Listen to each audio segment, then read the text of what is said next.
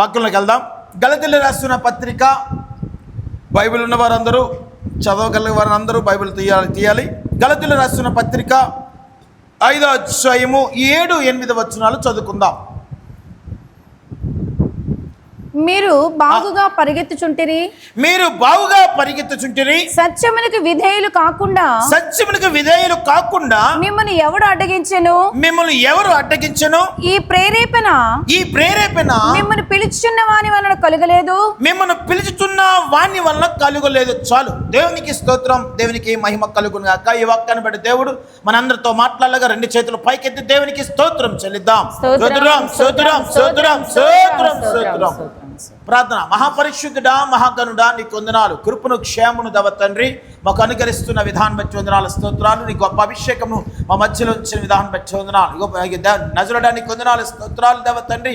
ప్రాణాత్మ శరీరంతో నీకు లొంగిపోచుండగా మమ్మల్ని మరుగుపరిచి మీరు మాతో మాట్లాడి కృపలో బద్దపరిచి మహిమను కావులు కేసించుకొని కడ వరకు నడిపించి మహిమ తెచ్చుకోమని యేసు నామమున తండ్రి, ఆమేన్. దేవునికి స్తోత్రం, దేవునికి మహిమ కలుగును గాక. ఎవరు రాస్తున్నారు ఈ పత్రిక అంటే అపోస్తలుడైన పౌలు గారు గలతీయులకు రాస్తున్నారు. ఈ గలతీయులందరూ కూడా మనలాగా రక్షింపబడ్డారు. ఈ గలతీయులందరూ కూడా మనలాగా స్వతంత్రానికి మనందరూ కూడా బానిసత్తులు ఉన్నప్పుడు స్వతంత్రులుగా ఆయన చేశాడు. గలతీయులను చేశాడు, మనల్ని చేశాడు. దేవుని స్తోత్రం, దేవునికి మహిమ కలుగును గాక. గలతీయులందరూ కూడా బాగుగా పరిగెడుతున్నారు. ఎక్కడ పరిగెడుతున్నారు అంటే మనం కూడా పరిగెడుతున్నాం. ఆయన మార్గంలో ఎక్కడ పరిగెడుతున్నాం తెలియని స్థితి క్రైస్తవ సంఘంది. హల్లెలూయా, హల్లెలూయా. ఎందుకు ఈ మాటలు గలతీ సంఘానికి అపోస్తలుడు పౌలు గారు రాశారు అంటే 5:1 అంటాడు, మిమ్మల్ని ఈ స్వాతంత్ర్యం అనుగ్రహించి క్రీస్తు మనల్ని స్వతంత్రులుగా చేసి ఉన్నాడు. కాబట్టి మీరు స్థిరముగా నిలిచి మరలా దాస్యం అనే కాడి క్రింద చిక్కుకొనకుడి. ఎందుకు ఆ మాట అంటున్నాడు? హల్లెలూయా, హల్లెలూయా. ఆల్రెడీ దేవుడు స్వతంత్రం దేవుడు అనుగ్రహించాడు. దేనికి అంటే పాపం చేయటకు స్వతంత్రత ఉంది, పరిగెట్టడానికి స్వతంత్రత ఉంది, సత్యము తెలుసుకున్నట్టుకు స్వతంత్రత ఉంది, మిల బానిసత్వంలోకి వెళ్ళటానికి స్వతంత్రత ఉంది. హల్లెలూయా. అన్నిటికీ క్రైస్తవుడికి ఒక స్వతంత్రత దేవుడు అనుగ్రహించాడు. బానిసత్వం మనం లేమో. దేవుని స్తోత్రం, హల్లెలూయా, హల్లెలూయా. ఏదైనా ఆలోచించవచ్చు, ఏ పనైనా చేయొచ్చు, ఏదైనా చేయొచ్చు. కానీ ఇక్కడ వాక్యం చెప్పబడుతుంది, ఆల్రెడీ మనం దాస్యములో ఉన్నాము అంటే బానిసత్వంలో ఉన్నాము, పాపములో ఉన్నాము, దరిద్రమైన జీవితం జీవించేటప్పుడు దేవుడు నిన్ను ఏం చేశాడు? పరిశుద్ధపరిచి ఒక స్వతంత్రుడిగా తీసుకొచ్చి క్రీస్తు సంఘంలో కట్టాడు. హల్లెలూయా. సేమ్ నిన్ను కట్టినట్టే గలతీ సంఘాన్ని కూడా కట్టాడు. కట్టిన తర్వాత వారికి వేరే బోధ కదా, వేరే ఉపదేశము ఇంకో చోటు నుంచి వినబడింది. హల్లెలూయా, హల్లెలూయా, హల్లెలూయా. నిజమే. ఎందుకంటే అందుకని అన్నాడు 2వ వచనం మనం చదివితే 5:2 అన్నాడు, చూడుడి మీరు సున్నతి పొందిన ఎడల క్రీస్తు వలన మీకు ప్రయోజనం ఏమీ కలుగుదని పౌలను నేను మీతో చెప్పుచున్నాను.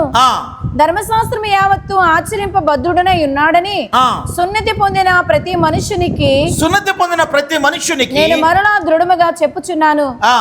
మీలో ధర్మశాస్త్రం వలన నీతిమంతులని తీర్చబడి వారెవరో వారు క్రీస్తులో నుండి బొత్తిగా వేరు చేయబడి ఉన్నారు. అంటే వీరందరూ ఎవరు అంటే ధర్మశాస్త్రం పాటించిన వారు, సున్నత పాటించిన వారు కదా.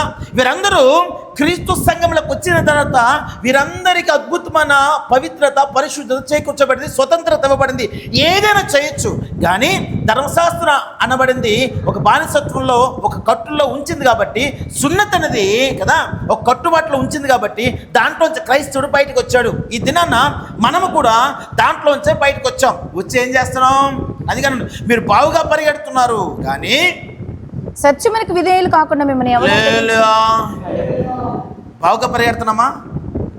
కానీ మన పరిగెత్తే పరుగంట క్రైస్తవ జీవితంలో సత్యమునకు విధేయులుగా అవుటకు మిమ్మల్ని ఎవడు ఆటంకపరిచాడు అంటున్నాడు. దేవుని స్తోత్రం, హల్లెలూయా, హల్లెలూయా. మనం పరిగెడుతున్న పరుగు సత్యం కోసం పరిగెడుతున్నామా? సత్యం కోసం పరిగెడుతున్నామా అంటే క్వశ్చన్ మార్క్ క్రైస్తవుడికి. నిజమే. సత్యం అంటే ఏంటి అంటే తెలిస్తే నిజంగా మనం సత్యం కోసం పరిగెడుతున్నాం. కానీ ఇక్కడ పరిగెత్తిన పరుగు బావుగా మనం పరిగెడుతున్నాం, కానీ సత్యం కోసమా లేకపోతే అసత్యం కోసం పరిగెడుతున్నామా? హల్లెలూయా. నిజమే, ఈ దినాన క్రైస్తవులు సత్యం కోసం పరిగెడుతుంటే అసత్యం అనే నల్లటి చీకటి అంట వచ్చి ఏం చేస్తుంది? అడ్డుకుంది. అందుకే ఇక్కడ వాక్యం చెప్పబడుతుంది కదా, సత్యమునకు విధేయులు ఆగుటకు. చదవమ్మా ఒకసారి. సత్యమునకు విధేయులు కాకుండా. ఎందుకు ఆ మాట అన్నాడు? హల్లెలూయా. మనం ఏ పరిగెడుతున్నామో కదా, బావుగా పరిగెడుతున్నారు, కానీ మన పరుగంట సత్యమునకు విధేయులు కాకుండా పరుగంట మన పరుగంతా. హల్లెలూయా, హల్లెలూయా, హల్లెలూయా. yes, సత్యమునికి విధేయగా చూపించకుండా మనం పరిగెత్తే పరుగును చీకటి మనల్ని ఆపుతుంది. హల్లెలూయా, హల్లెలూయా, హల్లెలూయా. అందుకే 8వ వచనంలో అంటున్నాడు, చదవము. ఈ ప్రేరేపణ మిమ్మల్ని పిలుచుచున్న వాని వల్ల కలుగలేదు. ఏ ప్రేరేపణ? విధేయులు కాకుండా. ఏ ప్రేరేపణ అండి? నువ్వు పరుగు ఆపాలా కదా, సత్యమునికి విధేయులు కావాలా లేదా? దాని కొరకే నేను సత్యమునికి విధేయులు అవుటకే నా పరుగు బహుగా పరిగెడుతున్నాను లేదా? దేవుని స్తోత్రం, దేవునికి మహిమ కలుగును గాక. ఇవి యాక్చువల్ చెప్పాలంటే ఈ ప్రేరేపణ దేవుని వల్ల కలగాల, కానీ నీ పరుగు ఆగిపోయేవి కదా. ఏ పరుగు పరిగెడుతున్నావు అర్థం కాని స్థితిలో క్రైస్తవుడు దినా ఉన్నాడు. సత్యం కోసం పరిగెడుతున్నావు, అసత్యం కోసం పరిగెడుతున్నావు. అసత్యం కోసం ఒకళ్ళు పరిగెడితే ఈ ప్రేరేపణ ఎవరో రాలేదంట, మిమ్మల్ని ఎవరైతే పిలిచాడో వాని వల్ల రాలేదు. హల్లెలూయా, హల్లెలూయా. yes, నిజంగా అన్నాను, ఈ దిన పరిశుద్ధాత్మ దేవుడు మాట్లాడుతున్నాడు. మనం పరిగెడుతున్న పరుగు సత్యం కోసం పరిగెడుతున్నామా, అసత్యం కోసం పరిగెడుతున్నామా? బావుగా పరిగెడుతున్నాం, కానీ ఆ పరిగెత్తే స్థితిని దేవుడు చూస్తున్నాడు. హల్లెలూయా. దేవుడు చూచి దినాన పరిశుద్ధాత్మ దేవుడు ప్రేమించి మనతో మాట్లాడుచున్నాడు. హల్లెలూయా. ఎందుకు మాట్లాడుచున్నాడు అంటే గలతీయుల రాసిన పత్రిక 3వ వచనంలో ఒక అద్భుతమైన మాట రాయబడుతుంది. 3:1. ఓ అవివేకులైన గలతీయులారా, అవివేకైన గలతీయులారా, మిమ్మల్ని ఎవడు భ్రమ పెట్టెను? మిమ్మల్ని ఎవరు భ్రమ పెట్టెను? సిలువ వేయబడిన వాడైనట్టుగా యేసుక్రీస్తు మీ కన్నుల ఎదుట ప్రదర్శింపబడెను కదా. హల్లెలూయా, హల్లెలూయా, హల్లెలూయా, హల్లెలూయా. ఎందుకంటున్నాడు? క్రైస్తవ లోకమంతా కూడా భ్రమలో ఉంది. ఎవడైతే భ్రమలో పడుతున్నాడు, దేవుని స్తోత్రం, హల్లెలూయా. భ్రమలో పడి సత్యం కోసం పరిగెడతామని కదా భ్రమలో ఉన్నాడు, అసత్యానికి వెళ్ళిపోతున్నాడు. హల్లెలూయా, హల్లెలూయా. ఇతను పరిశుద్ధాత్మ దేవుడు మాట్లాడుతున్నాడు. ఆ పరుగు నాపేది ఎవరు? మీరు బహుగా పరిగెడుతున్నారు, బహుగా శ్రమ పడుతున్నారు, కాదంటలేదు. కానీ మన పరుగు ఎటుందంట? దేవుని స్తోత్రం, అసత్యంగా సత్యానిక. నేను మన పరుగంట సత్యానికి విధేయులైనట్టుగా పరిగెట్టాలి. చెప్పండి, ఎలా పరిగెట్టాలి? సత్యానికి విధేయులు. ఎప్పుడు విధేయత వస్తుంది? సత్యం అంటే అర్థం ఏంటి చెప్పండి? ఆయనకి ఎప్పుడు వచ్చింది విధేయత? ఆయన శ్రమల ద్వారా, ఆయన దెబ్బల ద్వారా విధేయత నేర్చుకొని పిలిపిలు రాసిన పత్రికలో ఉంది. హల్లెలూయా, 2:7 ఉంటుంది. అంటే అర్థం ఏంటి? నీ పరిగెత్తే పరుగులో నువ్వు బహుగా పరిగెడుతున్నావు, సత్యం కోసం నువ్వు పరిగెడితే అంట నిన్నను నీ దెబ్బలు తగులుతాయి, నిన్నను శోధన వస్తుంది. ఆ శోధనలో నీకేం వస్తుంది అంటే విధేయత వస్తుంది. నాకేం వద్దండి. నిజమే, ఈ దినాన క్రైస్తవుడికి ఏంటంటే పరిగెట్టడం అయితే బావుగా పరిగెడుతున్నాడు, కానీ కదా నిన్ను ఎవడైతే భ్రమ పెడుతున్నాడో దాన్ని గమనించలేకపోతున్నావు. హల్లెలూయా, హల్లెలూయా. అందుకే అంటున్నాడు ఇక్కడ 8వ వచనంలో ఏమంటాడు? మీకు వచ్చే ప్రేరేపణ, ఈ ప్రేరేపణ మిమ్మల్ని పిలుచుచున్న వాని వలన కలుగలేదు. ఏ ప్రేరేపణ? హల్లెలూయా. చాలా మంది అంటారు ఈ దినము సంఘానికి లేకపోతే ఈ దినము ప్రార్థనలు రాలేదంటే నాకు పెద్దగా ప్రేరేపణ లేదండి. చెప్పండి, ఏ ప్రేరేపణ? నాకు పెద్దగా ప్రేరేపణ లేదండి. అందుకే 3 ఉపవాస ప్రార్థనలోకి లాస్ట్ దినము రావాలనే ప్రేరేపణ వచ్చింది. 2 దినాలు మాకు ప్రేరేపణ హల్లెలూయా. 3 దిన ఉపవాస ప్రార్థనలకి 1 దినమే రమ్మని నాకు ప్రేరేపణ వస్తుందండి. హల్లెలూయా, హల్లెలూయా. నిజమే, ఇది ఎవరి వల్ల కలిగింది కాదంట. నన్ను ఎవరైతే పిలిచాడో యేసుక్రీస్తు ప్రభువారు వాని వలన కలిగిన ప్రేరేపణ కాదు. నా ఇంత నాకే వచ్చిన ప్రేరేపణ, ఆత్మ ప్రేరేపణ, ఒకవేళ ఆత్మ ప్రేరేపణ అయితే ఏ ఆత్మ నిన్ను ఆటంకపరిచింది? హల్లెలూయా, హల్లెలూయా. నిజమే. మనమే అనుకుని కదా సత్యాన్ని ఆటంకపరిచేవాడు ఎవడు? నీ పరుగును ఆపింది ఎవడు అంటే ఎవరు ఆపుతాడంట? దుష్టుడు. నిజమే. నేను క్రైస్తవుడు భ్రమలో ఉన్నాడా?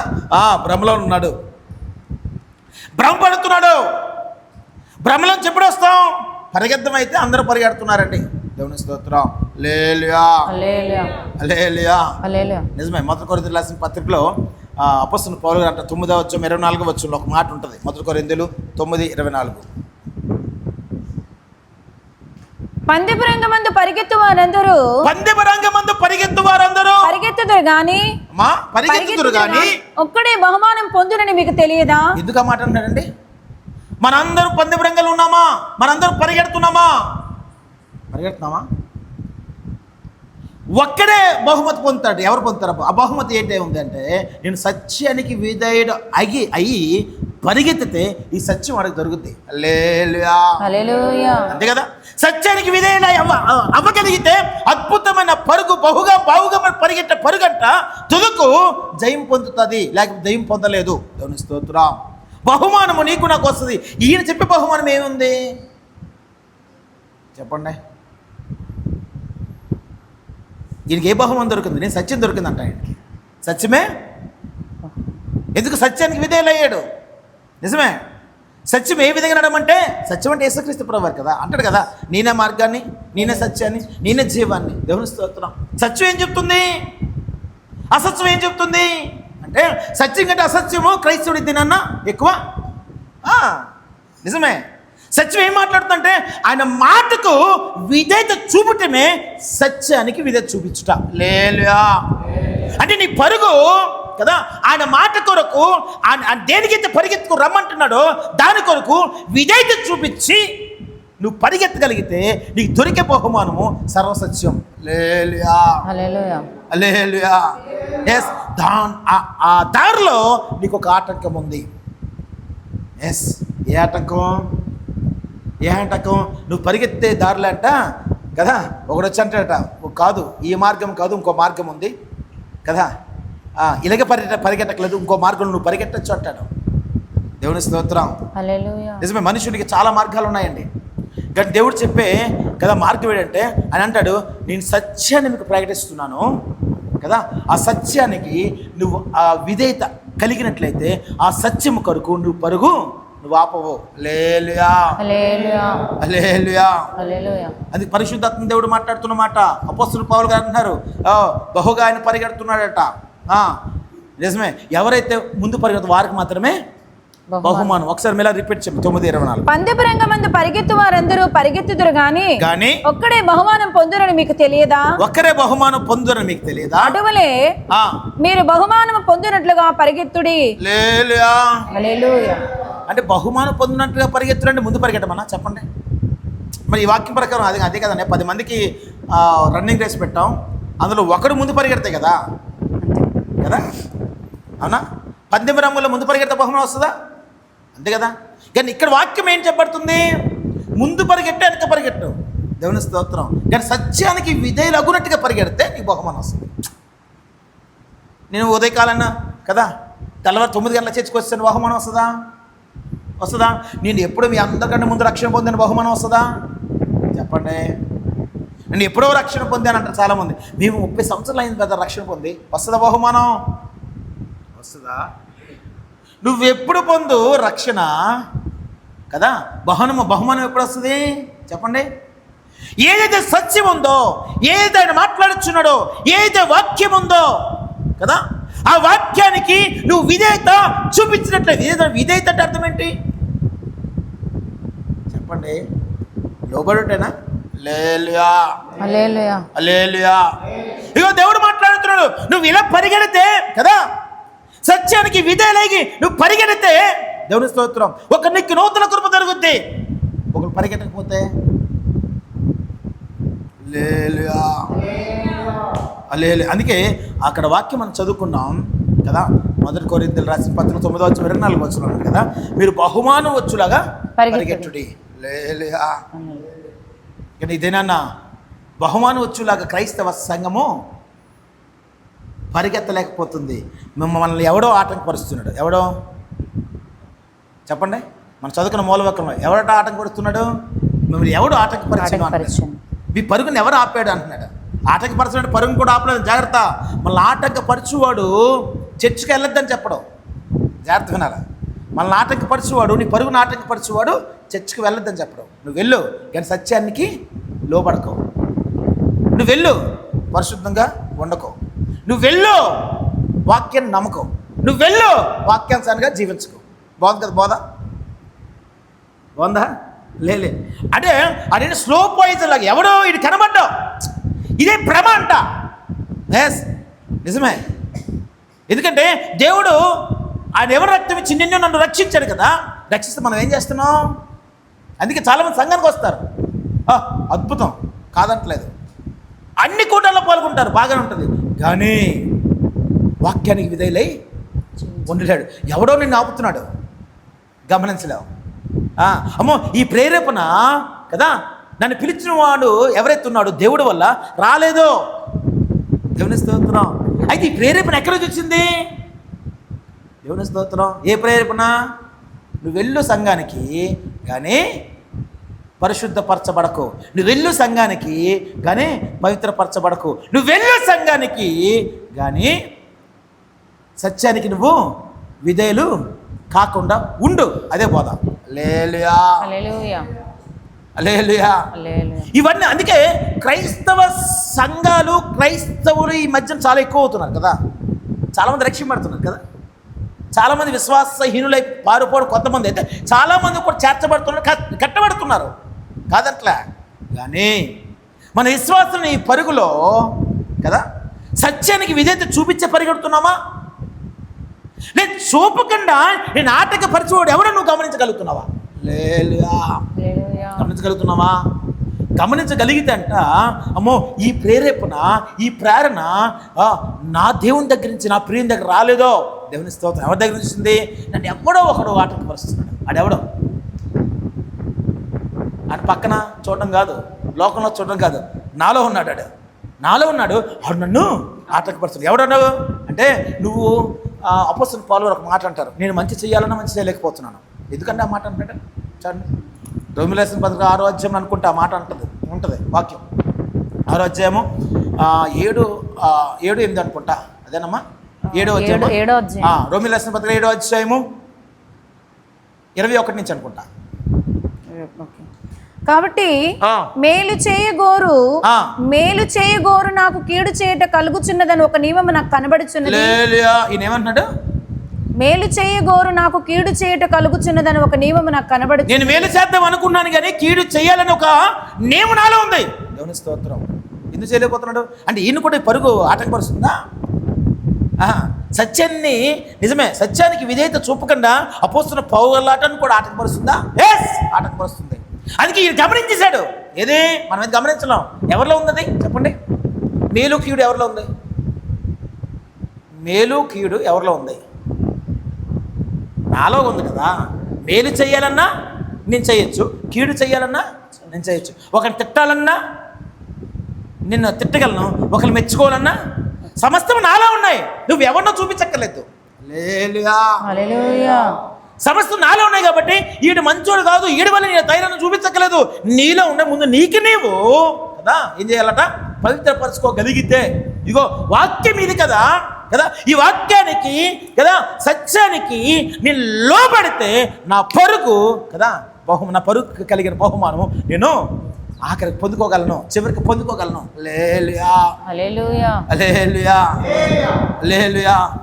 అందుకే అన్నాడు అపోస్తలుల పౌలు గారు అనుకున్నట్టుగా మనం ఎందుకు చెక్ చేసుకోలేకపోతున్నాం? ఎవడు ఆటంకపడుతున్నాం నిన్ను ప్రార్థన చేయకుండా అంటే? లేదన్నా ఎందుకో కానీ ప్రార్థన చేయలేకపోతున్నాను. ఇన్నాళ్ళు చక్కగా ఉపవాసం ఉన్నవని ఎవడో ఆటంకపరుస్తున్నాడు నన్ను. దేవుని స్తోత్రం. ఎవడో కాదండి, నీలో ఆల్రెడీ ఉన్నాడు కదా, అంతే కదా, నీలో ఆల్రెడీ ఉన్నాడు.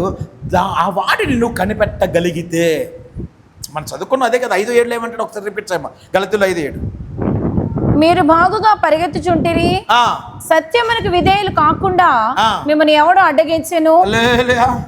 అడుగుతున్నాడు, ఎవడు మిమ్మల్ని అడ్డగించాడు సత్యానికి విధేయులు కాకుండా అని అర్థం ఏంటి?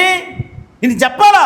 నిజమయ్యా, సత్యానికి విధేయులు కాకుండా మమ్మల్ని అడ్డగించాడు, మేము పరిగెడుతున్న పరుగంతా కూడా కదా, దేనికోసం పరిగెడుతున్నాం మాకు తెలియని స్థితి, దేనికోసం క్రైస్తవులకు వచ్చామో తెలియని స్థితి, దేనికోసం దేవుని నమ్మేమో తెలియని స్థితి. దేవుని స్తోత్రం. ఎవడాడు? అపోస్తలుల పౌలు చెప్పట్లా. ఒకసారి నువ్వు చెక్ చేసుకో. హల్లెలూయా. చెప్పండి, ఒకసారి నేను చెక్ చేసుకోవాలి. ఒకవేళ మేలు చేయగోరు నాకు కీడు చేయు అని నేము నాలో కలుగుతున్నది అంటే అర్థం ఏంటి? ఈ నియమాన్ని నేను తీసివేసుకోవాలి. నేను మేలు చేద్దాం అనుకుంటున్నాను, నా తెలియకని కీడు చేసేస్తున్నాను అడిగి. ఎవరిని నాటకపరుస్తున్నాడు చెప్పండి? ఇది దేవుని వల్ల వచ్చే ప్రేరేపణ కాదు, నేను పిలిచేవాడు వల్ల వచ్చే ప్రేరేపణ కాదు. ఇంకో ప్రేరేపణ అంతా ఏ ప్రేరేపణలో ఉన్నావు నువ్వు? ఏ ఆత్మ ప్రేరేపణలో ఉన్నావు? హల్లెలూయా.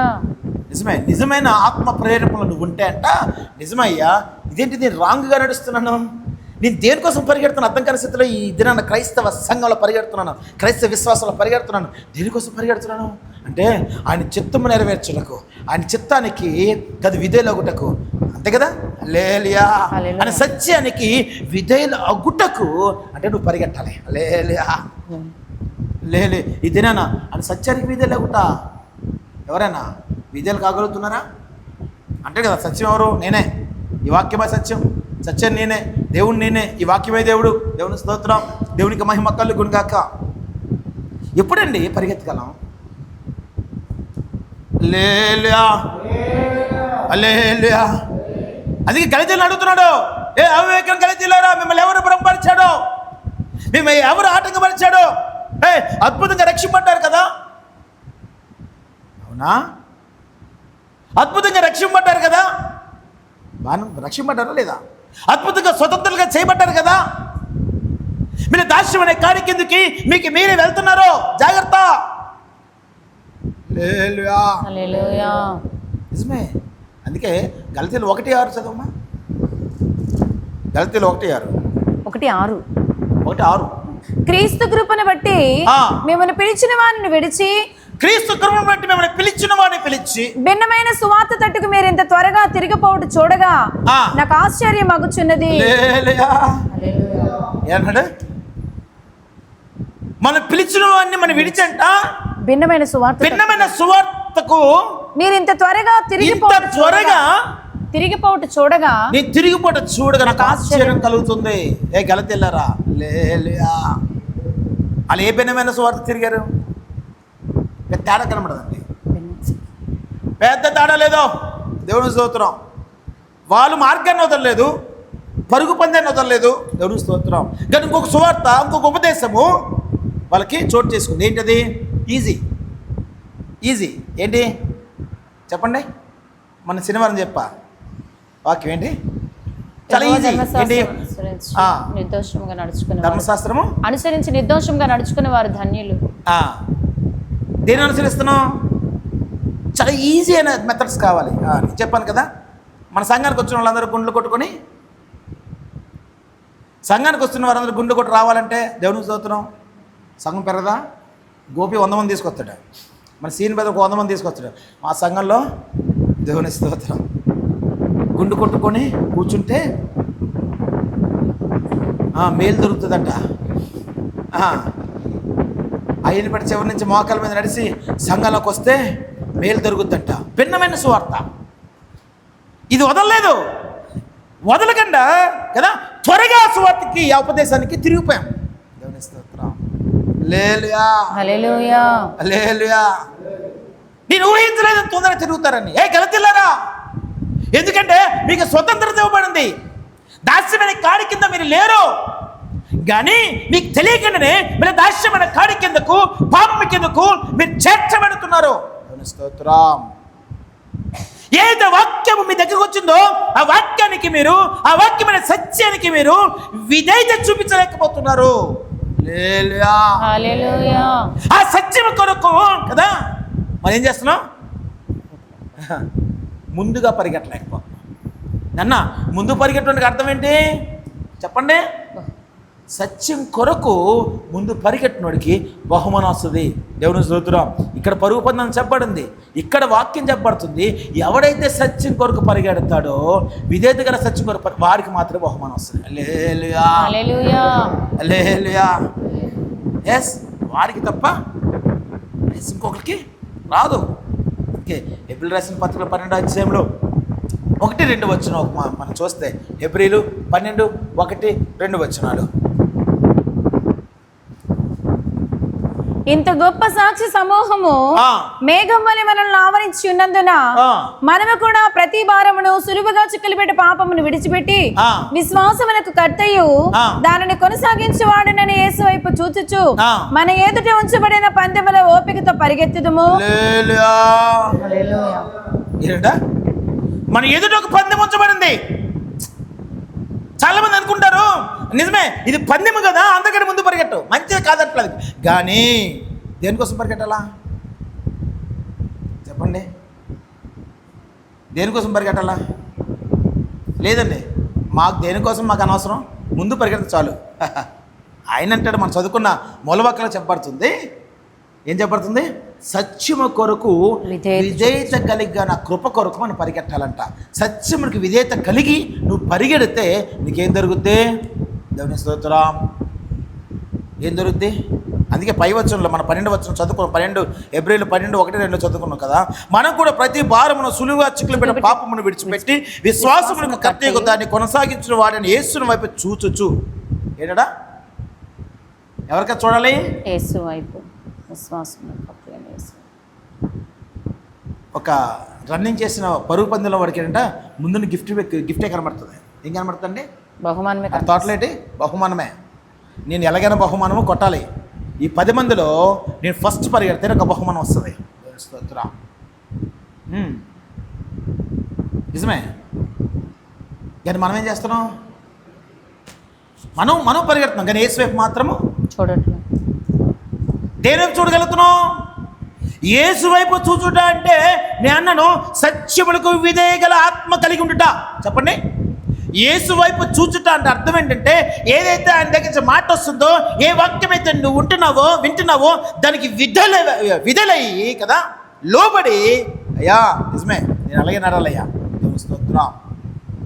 అప్పుడు ఎవరు కనబడతారండి? ఇక్కడ వాక్యం చెప్పబడుతుంది కదా. అందుకని ప్రతి భారమును సులువుగా చిక్కుడు పాపను విడిచిపెట్టి దేన్ని విడిచిపెట్టలేకపోతున్నాం? ఇవన్నీ మన ఆటంకపరుస్తున్నాయి. నిజమే, ప్రతి భారం మనలో ఉంది, క్రైస్తవుల్లో ఉంది. సులువుగా చిక్కులుపెట్టే పాపం మనలో ఉంది.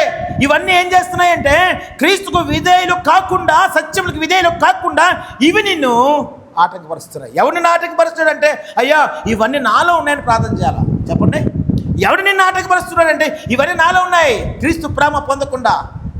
దేవుని స్తోత్రం. అందుకే ఆయన తట్టుని చూడలేకపోతున్నాను. ఎస్, అందుకే పరుగు పందెంలో పరిగెత్తువాడు అంటే అన్ని విషయాలు మితముగా ఉండునని. మితముగా ఉండు 9:24 కదా ఉందా మాట? కింద వచ్చుండ 1 కొరింథీయులు 9:24 ఉందా మాట? పరుగు పందెంలో పరిగెత్తువాడు అన్ని విషయంలో మరియు 10 మంది పోరాడు ప్రతివాడు అన్ని విషయముల యందు మితముగా ఉండును. అన్ని విషయములు అంటే అన్ని విషయాలు అంటే అర్థం అంటే దేవుని స్తోత్రం, దేవునికి మహిమ కలుగుగాక. తిండి విషయంలో అవునా, శరీర విషయంలో, అన్ని విషయంలో కూడా మితముగా ఉంటాడు. ఎందుకంటే ఆయన పందెంలో పోరాడాలా, పోరాటం ఉండాలి. దేవుని స్తోత్రం, దేవునికి మహిమ కలుగుగాక. నువ్వు అన్ని విషయంలో మితముగా ఉండగలిగితేనే నేను సత్యముకు విధేయుల ఉట్టకును పరిగెట్టగలవు. దేవుని స్తోత్రం. ఎస్, దాని కొరకు మాత్రమే అద్భుతమైన కృప క్రైస్తవ సంఘం పొందుకోగలదు. నిజమే. నీ దినాన్న క్రైస్తవ సంఘంలో కట్టబడటం మంచిదే, కట్టబడుతున్నారు, నాటబడుతున్నారు, బాగానే ఉంది. కానీ ఏమవుతుంది? వేరు లేనందునట నాటబడినా కూడా నిజమే. వాక్యం చెప్పబడుతుంది మత్తయి సువార్త 13వ అధ్యాయంలో చదవగలిగితే, మత్తయి సువార్త 13వ అధ్యాయము 20 మత్తయి సువార్త 13:20 నుంచి 21 చదువు. రాతి నేలను విత్తబడిన వాడు వాక్యం విని వెంటనే సంతోషంతో దానిని అంగీకరించేవాడు. అయితే అతనిలో వేరు లేనందున అతడు కొంచెం కాలము నిలిచిన గాని వాక్యము నిమిత్తము శ్రమ అయినను హింస అయినను కలుగుగానే అభ్యంతర పడును. ఎందుకు మార్చబడుతుంది? ఈయన కూడా ఎక్కడున్నాడు? ఈ విత్తనం కూడా ఎక్కడ ఉందండి? రాత్రి పరుగు పందెంలో ఉంది. దేవుని స్తోత్రం. ఆటంకపరుస్తుంది. ఏది ఆటంకపరుస్తుంది? తెలుసుకోలేకపోయింది. లేలయా నిజం. ఏం ఆటపడుతుంది? వాక్యం చెప్పబడుతుంది. రాతి మీద పడు విత్తనం అంట. చెప్పండి.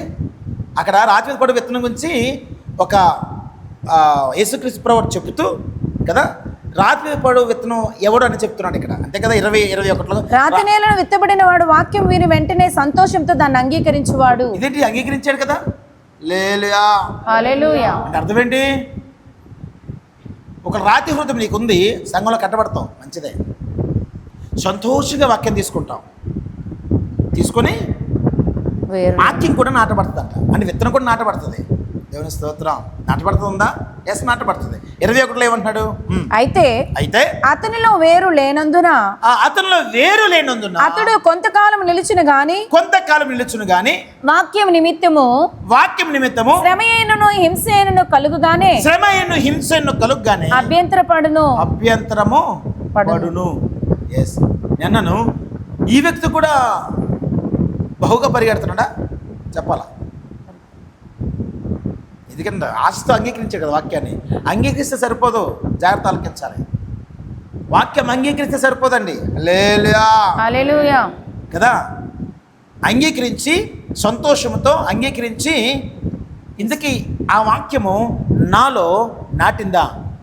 నాటిన వాక్యము కదా వేరెళ్ళిందా లేదా? దేవుని స్తోత్రం. హల్లెలూయా. ఒకరు వేరే లేకపోతే మొక్కకు వేరు లేకపోతే గాలి వచ్చినప్పుడు అంటే శ్రమ వచ్చినప్పుడు ఇది ఏమవుతుందంట? వాక్య నిమిత్తే శ్రమ వచ్చినప్పుడు అంట అది కూలిపోద్ది. హల్లెలూయా. నిజమే. ఇక్కడ అది కూడా బహుగా పరిగెడుతుంది, కానీ ఎవడు ఆటంకపడుతున్నాడు దీన్ని తెలియట్లేదంట. దేవుని స్తోత్రం. ఆటంకం ఎవరు? నా హృదయమే, నా రాతి హృదయమే ఆటంకం. నిజమే. అమ్మో, నేను బహుగా వాక్యాన్ని నేను తీసుకున్నాను కదా, వాక్యాన్ని తీసుకున్న బాగానే ఉంది, వాక్యం అంగీకరించిన బాగానే ఉంది, సంతోషం కలిగి వాక్యం విన్నాను బాగానే ఉంది, వాక్యంతో నేను నాటబడ్డాను.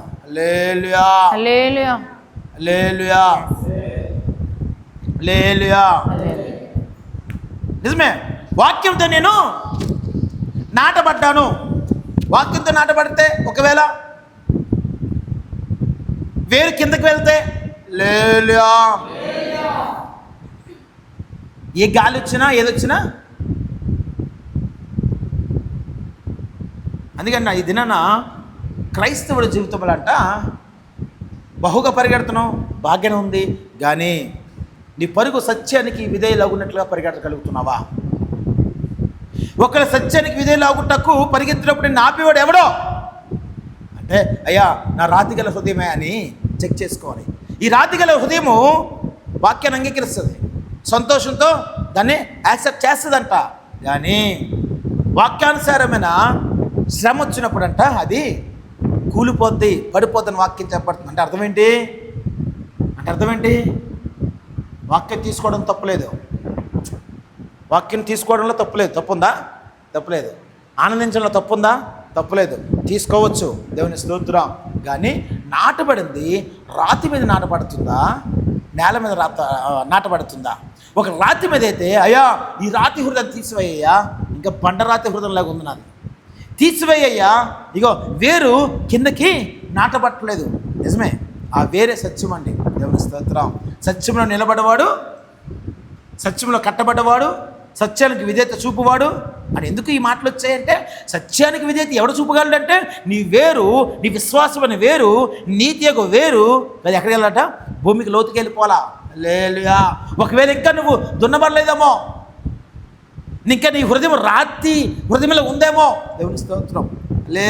రాతి హృదయంలోనే బహుగా పరిగెడుతున్నావేమో, కానీ నీ పరుగు ఒక దినాన్ని ఆగిపోద్ది. నేను ఎవడు బలపరుస్తున్నాడు అంటే ఎవడో కాదు, సాతాను గడ. చాలా మంది బాగా అలవాటు, సాతాను గడ ఆటంకపడుతున్నాడండి. చెప్పండి ఎవరండి? నిజమే. ఈ మధ్యన ఒక సిస్టర్ ఫోన్ చేసి అన్న బహుగా ప్రార్థన చేసేదాన్ని, కానీ ఈ మధ్యన సాతానుడు గొప్ప ఆటంకపడుతున్నాడన్న, నేను ప్రార్థన చేయలేకపోతున్నాను. తెల్లవారు 2 గంటలు ఇచ్చేసేదాన్ని, కానీ ఇప్పుడు నేను చేయలేకపోతున్నాను. ఎవరు సాతాను కదా? నేను చెప్పండి, నీకు నువ్వు పరీక్షించుకుని సాతాను ఏం చేస్తుందండి?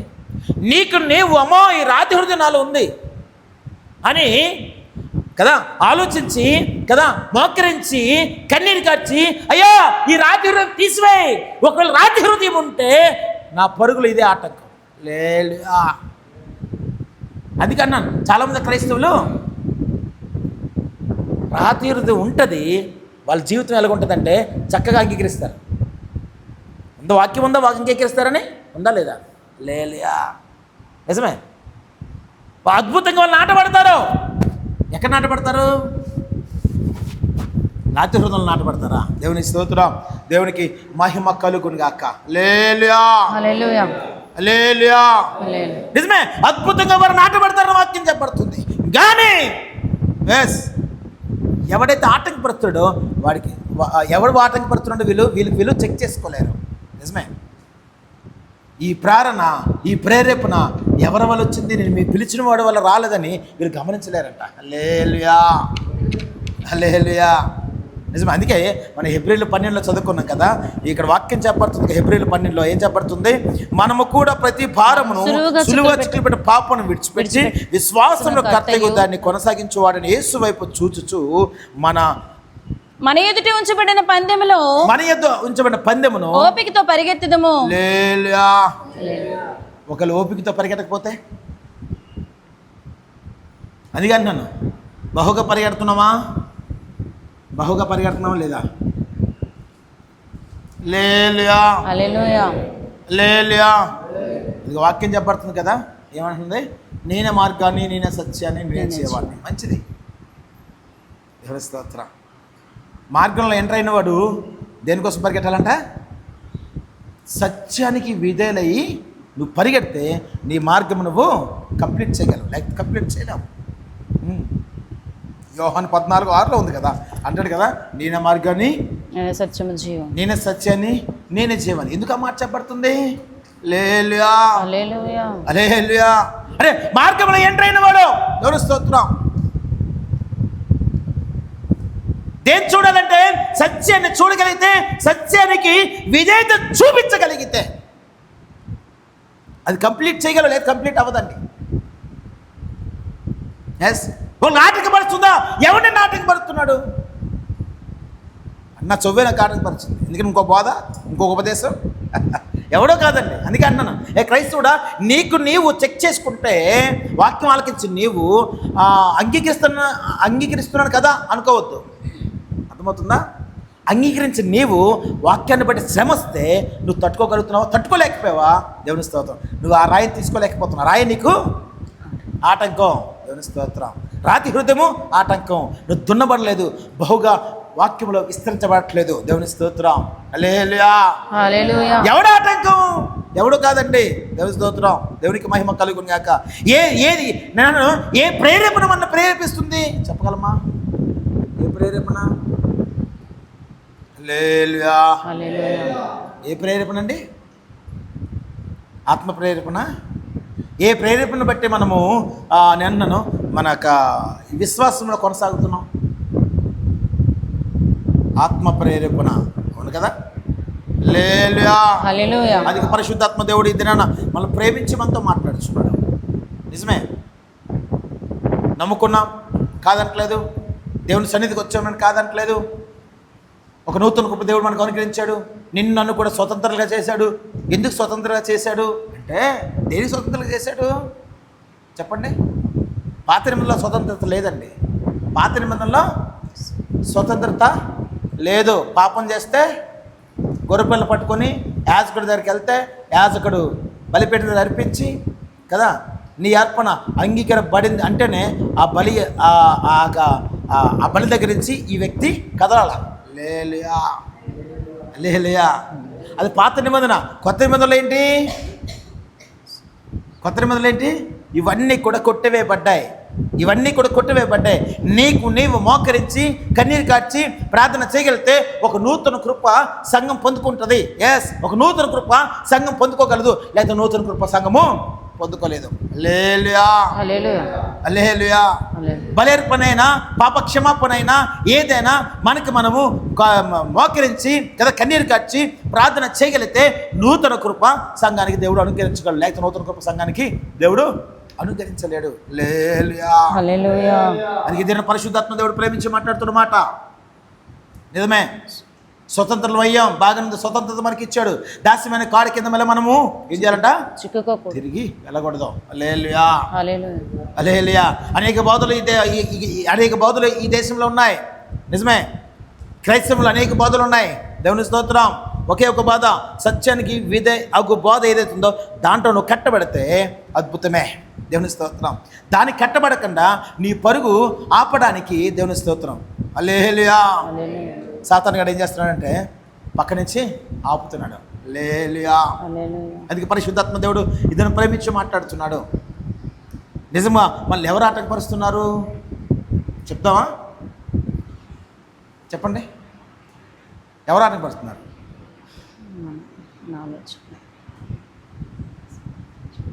నీరసంగా ఉందండి, నీరసంగా ఉంది, అందుకే నేను చేయలేకపోయాను. ఎవరన్నా ఆటంకపరిచాడు? నీరసమే. బ్రదరు, మా సంగతి మీకేం తెలుసు? దేవుని స్తోత్రం. హల్లెలూయా హల్లెలూయా. ఈరోజు చాలా బద్ధకంగా ఉందండి, అందుకే సంఘం రాలేకపోయాను. రావాలనిపించలేదు, అందుకే రాలేదు. హల్లెలూయా. నిజమేనండి. దేవునికి స్తోత్రం, దేవునికి మహిమ కలుగుగాక. ప్రతి దినం వాక్యం ఆలకిస్తున్నాం. దేనికి చెప్పండి? నేను ఎవడు ఆటంకపడుతున్నాను తెలుసుకోవడానికి. ఎవరున్నాడు? దేవునికి స్తోత్రం. ఎవడో గొప్ప ఎవరున్నారు? ఒకడున్నాడు ఆటంకపరచడానికి. ఎవడాడు?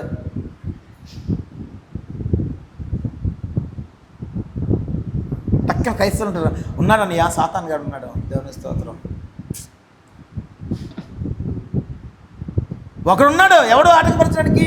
అది నీలో ఉన్నాడు. ఎవడు? పాపాన్ని ఒప్పుకోలేని పురుషుడు. దేవుని స్తోత్రం. నిజమే, సమాధానాన్ని దొంగలించే పురుషుడు. దేవుని స్తోత్రం. నీలో ఉన్నాడు.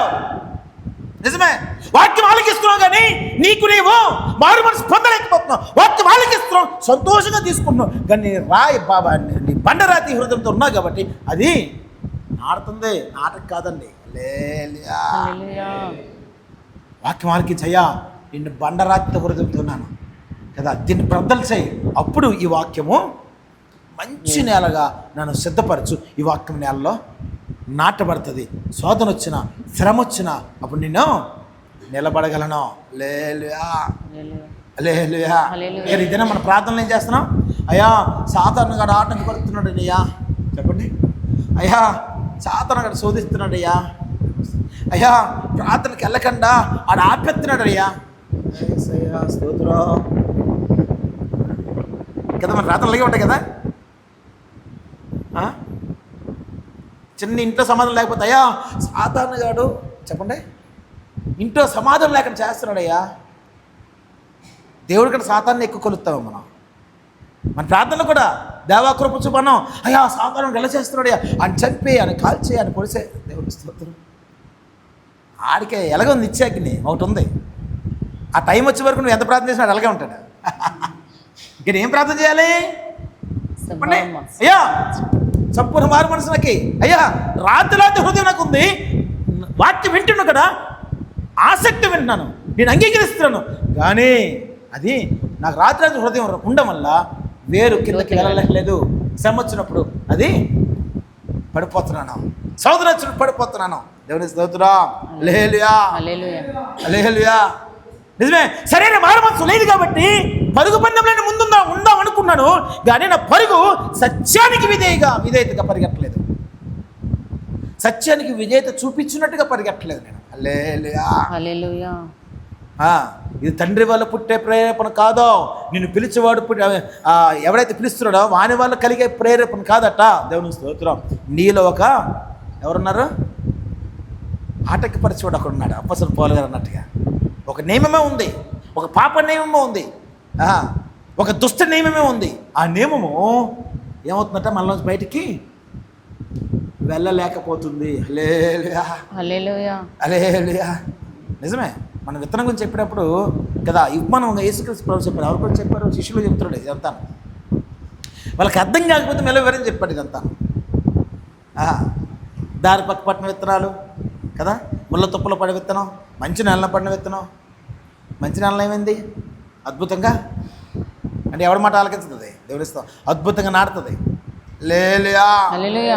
అందుకే పరిశుద్ధాత్మ దేవుడు ఇదని ప్రేమించి మనతో మాట్లాడుతున్నమాట. నిజమే, నువ్వు దేవుడు నమ్ముకున్నావు, మంచిదే కాదంటలేదు. ఒక నూతన దేవుడు అనుకరించాడు, నిన్ను స్వతంత్రుడిగా చేశాడు. నువ్వు బానిసత్వంలో లేవు కదా, దాచిపడే కాడి కిందకి లేవు. కానీ మనకు తెలియకనే క్రైస్తవ్యం ఏంటంటే దాచిపడే కాడి కింద వెళ్తుంది. ఎందుకు అంటే ఇదేంటన్నా, వాక్యం ఆలకించుకుంటూ వెళ్తున్నాడు. ఎస్, వాక్యం ఆలకించుకుంటూ వెళ్తున్నారు. ఎందుకు? నీ నాటకపరిచాడు ఎవరో నీకు తెలియక. మాట్లాడితే ఎవరు చెప్పండి. నన్ను ఆటంకపరిచింది మా భార్య అండి. నన్ను ఆటంకపరిచింది బెదరు మా ఆయనండి. అవి ఎవరు కాదు. హల్లెలూయా. హల్లెలూయా. నిజమే. మేము ఒక సంఘానికి వెళ్ళి ఉపాసపత్రికి వెళ్తే అక్కడ ఒక ఫ్యామిలీ వచ్చింది. ఫ్యామిలీ వస్తే ఆ రోజు ఆయన తీసుకొచ్చింది ఆవిడ. ఈవిడ మంచి భక్తురాలు, మంచి భాష మాట్లాడుతుంది, అన్నీ మాట్లాడుతుంది. అయ్యగారు మా ఆయన ప్రార్థించండి, రమ్మనమ్మా నన్ను. అయిపోవటం అయిన తర్వాత వచ్చారు. ఏమయ్యా రావంటే, నాకు ఇష్టం ఉండదండి. ఈ రోజు ఏదో మీరు వస్తారని రమ్మని చెప్పింది మా ఆవిడ. వచ్చారండి. దేనికోసం రావు? ఆవిడ అంత చక్కగా ప్రార్థన చేస్తుంది కదా.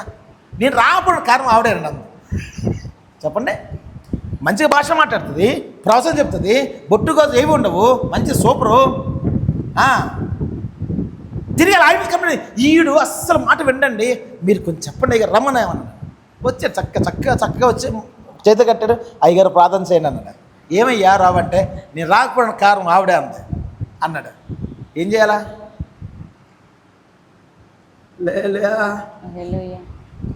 నన్ను ఆటంకపరిచింది మా ఆవిడే అన్నీ రాలేకపోతున్నాను అంటే ఎర్రసి అవుతుంది అలా ఆనికేసి. లేలుయా. ఏమయ్యా అలాగనిస్తావు అంటే, అది కాదండి, దేవుని ప్రేమ చూపితే ఎందురాను నేను. ఇదిగో అలా కూర్చోద్దు, నువ్వు ఇలా చేయొద్దు, నువ్వు ఇలా నడొద్దు అంటే నాకు చిరాకండి అన్నాడు. నిజమే, నువ్వు అలాగే చెయ్యి, నువ్వు అలాగే ఉండు.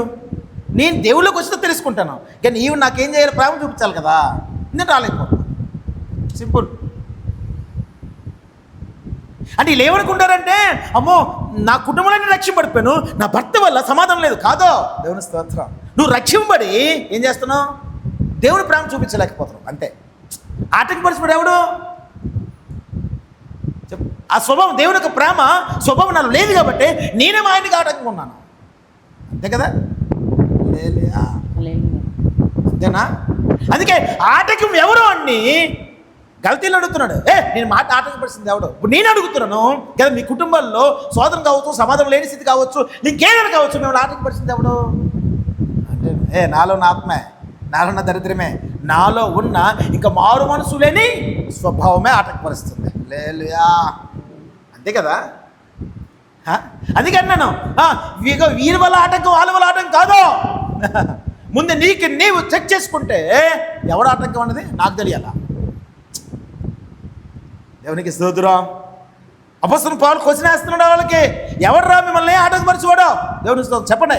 ఎందుకంటే మీకు వచ్చే ప్రేరేపణ మిమ్మల్ని పిలిచేవాడు వల్ల కాదు, ఆ ప్రేరేపణ దేవుంది కాదు, ఇంకో ప్రేరేపణ అది నీలో ఉన్నాడు. ఇంకొక బాధ ఆలకించడానికి నిన్ను అడు ప్రేరేపిస్తున్నాడు, అది ఆత్మ ప్రేరేపణ కాదు.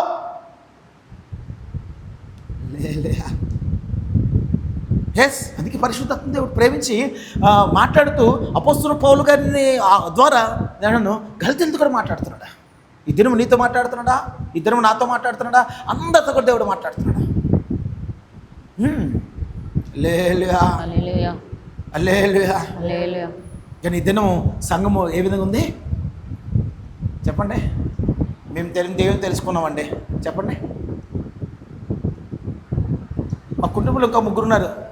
వారు ముగ్గురు దేవుణ్ణి తెలుసుకోలేకపోయారు. కారణం ఏంటి? ఆటంకం ఎవరు? ఆటంకం అంటే సాతాను కదండి, కాదో. హల్లెలూయా. ప్రేమ కలిగి మోకరించి ప్రార్థన చేయండి. మారతారా? మారరా? దేవుని స్తోత్రం, దేవునికి మహిమ. నిజమే, ఈ దినాన్ని పరిశుద్ధాత్మ దేవుడు మాట్లాడుతున్నాడు. ఆయన ప్రేమ చూపించగలిగితే దేవుని స్తోత్రం, ఆటంకం ఎవరు అని నువ్వు అడిగితే అంట నీ స్వభావం దేవుడికి చూపిస్తాడు. ఈ దినాన్న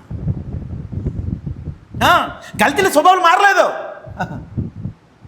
రక్షింపడిపోయారు అద్భుతంగా. పరుగు పందుల ముందున్నారు, బహుగా పరిగెడుతున్నారు. వాళ్ళు బహుగా పరిగెట్టే పరుగు ఏమైపోయిందంటే సత్యానికి విధేయులు అవ్వలేని పరుగు అంటారు. గలతీ లేరు, ఆటంకం ఎవరు అంటే గలతీ చెప్పలయ్యా, ఆటంకం నాలో ఉన్నారు. దేవుని స్తోత్రం, నా కుటుంబంలో ఉన్నారు. నేనే ఆటంకం, నా పరుక్కి నేనే ఆటంకం, నా పరిశుద్ధతకు నేనే ఆటంకం, నా నీతికి నేనే ఆటంకం. అంతే కదా? అంతేనా? నువ్వు పరలోక రాజ్యం ఎత్తపడకపోవడానికి కారణం ఎవరు? ఆటంకం ఎవరు చెప్పండి. ఇప్పుడు మా ఆవిడ పరలోక రాజ్యం ఎత్తపడలేదు, ఆటంకం ఎవరు? నేనా? నా కొడుకు ఎత్తపడలేదు, నేను ఎత్తపడలేదు, వాళ్ళ ఆటంకం నాకు. ఎవరు ఆటంకం? నేనే. ఎవరు సమాధానం చెప్పాలి? నేనే. దేవుని స్తోత్రం. ఎవడు తిరుపులో నుంచోవాలి? నా తరపున మా ఆవిడ నుంచోదండి, జాగ్రత్త. నా తరపున నేనే నుంచోాలా తిరుపులో, జడ్జ్మెంటే. దేవునికి స్తోత్రం. హల్లెలూయా. అందుకే అయ్యో ఆటంకం నేనే కదా, నా స్వభావమే కదా, నా రాతి హృదయమే కదా, నా పాప హృదయమే కదా అని ఒక క్రైస్తవుడు తెలుసుకుంటాట. నీ బహుగా పరిగెట్ట పరుగు కదా, దేని కొరకు పరిగెడతామట? సత్యమునికి విధేయులగుటకు పరిగెట్టగలవు, లేకపోతే ఎవడు పరిగెట్టలేడు. ఇద్దరు క్రైస్తవం అలా పరిగెట్టలేదో. సత్యం అంటే క్రైస్తవుకి తెలియపోతుంది, ఎందుకంటే మార్గంలో ఎంటర్ అవ్వలేకపోతున్నా, సత్యం తెలియదు వాళ్ళకి. దేవుని స్తోత్రం. ఆ సత్యమే ఒక గొప్ప బహుమానం అని ఎవరికి తెలియట్లేదండి. ఆ సత్యమైన బహుమానం మనకు కావాలంటే కావాలి, వాక్యం చెప్పబడుతుంది.